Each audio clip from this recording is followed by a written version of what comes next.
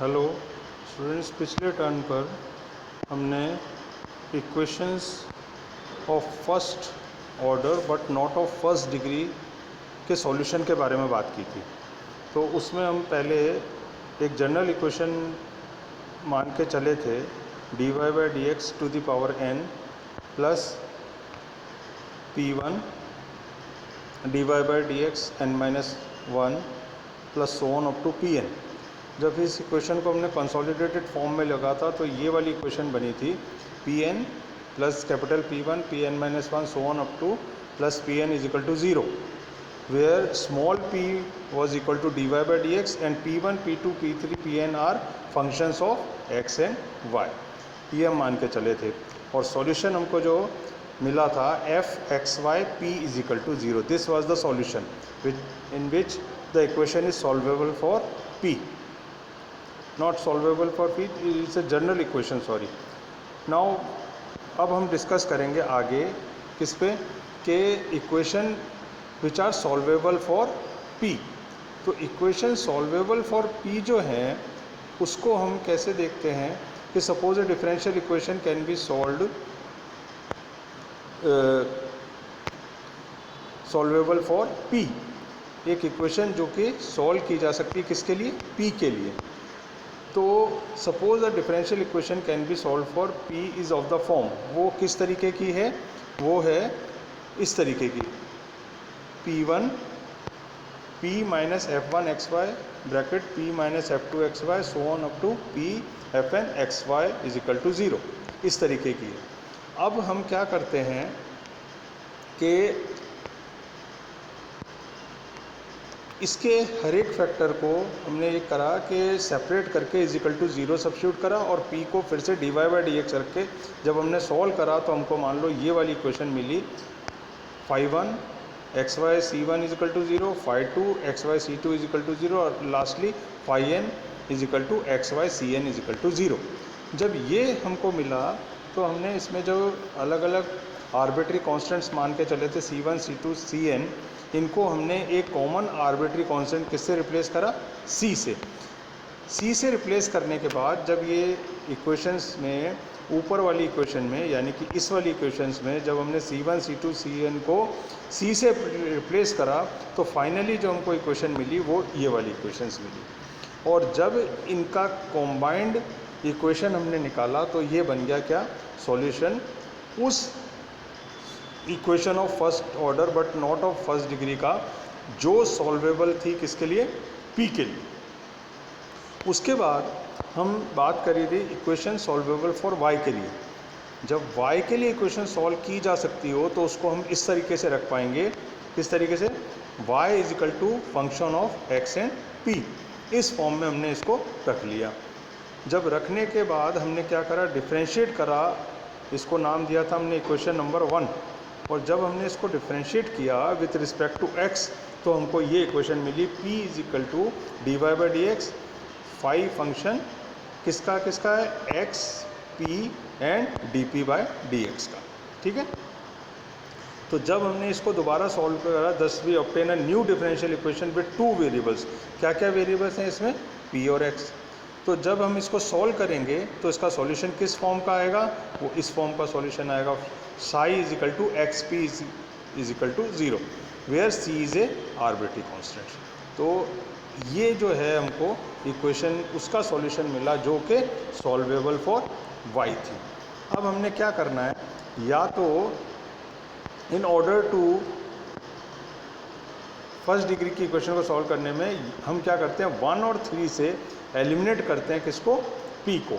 In case elimination is not possible, अगर eliminate हो जाता है p तब तो ठीक है, पर अगर in case elimination is not possible तो हम क्या करते हैं, the value of x and y in the terms of parameter p can be form.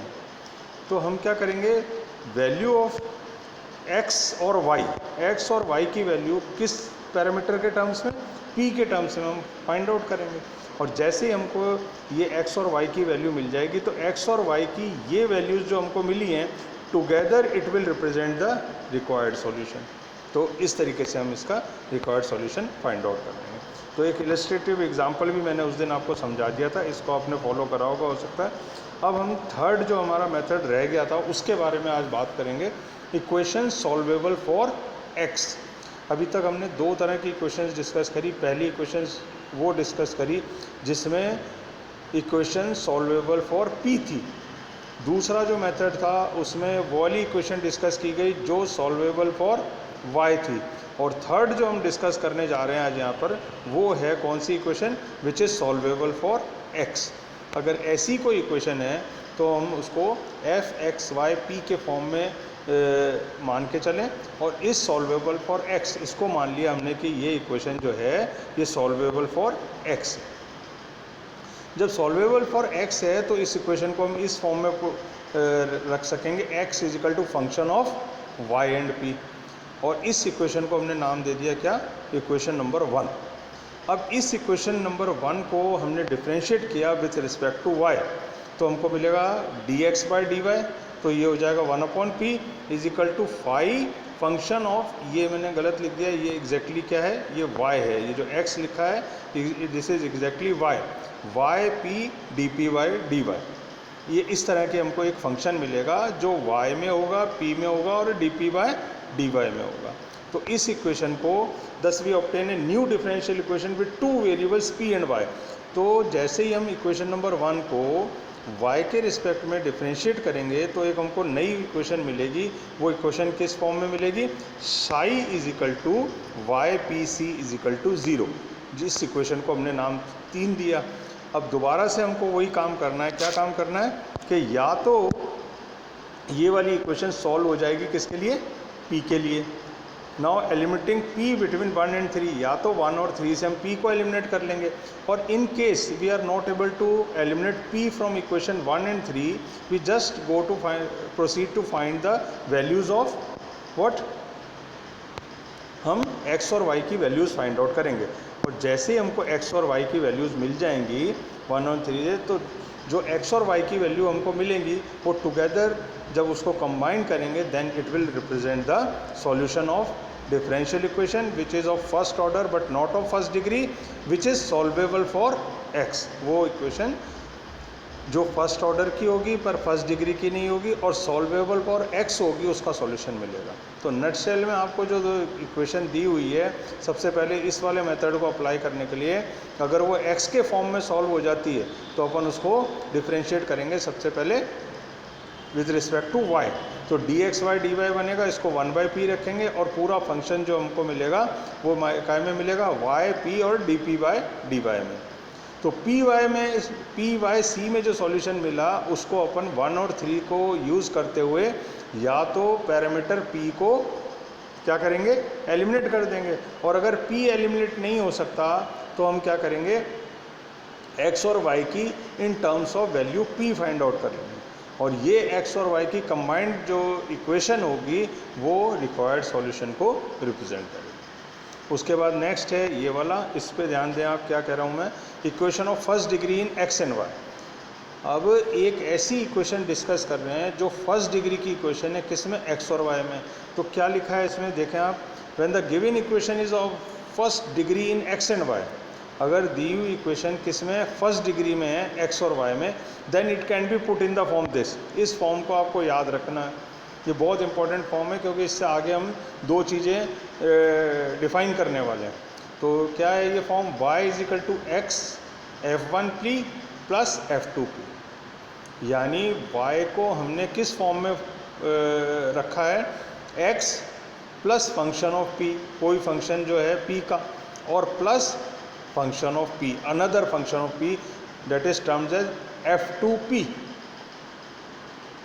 This form of the differential equation is also known as Lagrange's equation. बहुत ध्यान दें, 1.5 number की definition वाला जो सेक्शन आता है आपके क्वेश्चन पेपर में, उसमें इस तरह की डेफिनेशंस आती हैं कि एक आप लैग्रेंजेस इक्वेशन डिफाइन करो। तो Lagrange's equation can be defined as y is equal to x f1p plus f2p, जहाँ f1p और f2 क्या है, फंक्शन ऑफ p है, और p क्या है, अंडरस्टूड है, it's the value of dy by dx। तो ये आपकी लैग्रेंजेस इक्वेशन जो आपने याद रखनी है। उसके बाद अपन आगे चलें तो इसको हम कुछ मॉडिफिकेशन करते हैं इसमें। तो मॉडिफिकेशन किस तरीके से करा वो आप देखें। For solving it differentiating with respect to x, जो ऊपर वाली इक्वेशन है कौन सी, लैग्रेंजेस इक्वेशन, जब हम इसको सॉल्व करना चाहते हैं डिफरेंशियल इक्वेशन को, तो हम क्या करते हैं, इसको डिफ्रेंशिएट करते हैं विथ रिस्पेक्ट टू एक्स। जैसे एक्स के रिस्पेक्ट में इक्वेशन नंबर 1 को डिफ्रेंशिएट करेंगे हमको ये चीज़ मिलेगी, उसके बाद सिंप्लीफाई करेंगे तो ये मिलेगा, उसके बाद हम इसको dx/dt की फॉर्म में जमाते हैं। जब dx/dt की फॉर्म में जमाते हैं तो पूरे फैक्टर किससे, p माइनस f1p से डिवाइड कर देते हैं। तो ये एग्जैक्टली प्लस का साइन है, ये बीच में जो साइन है जहाँ मैंने डॉट लगाया ये वाला, ये प्लस का साइन है, ये 2 डॉट लगे हैं, इसको प्लस कंसीडर करना। तो ये हमको मिल गई कौन सी, equation number 2, which is a linear equation in x and p। ये इक्वेशन का फॉर्म क्या है, ये लीनियर इक्वेशन है किसमें, x और p में, with dependent variable x and hence it can be solve in the form this. तो ध्यान दें ये वाली जो इक्वेशन नंबर 2 है ये डिफरेंशियल इक्वेशन है जो कि लीनियर है।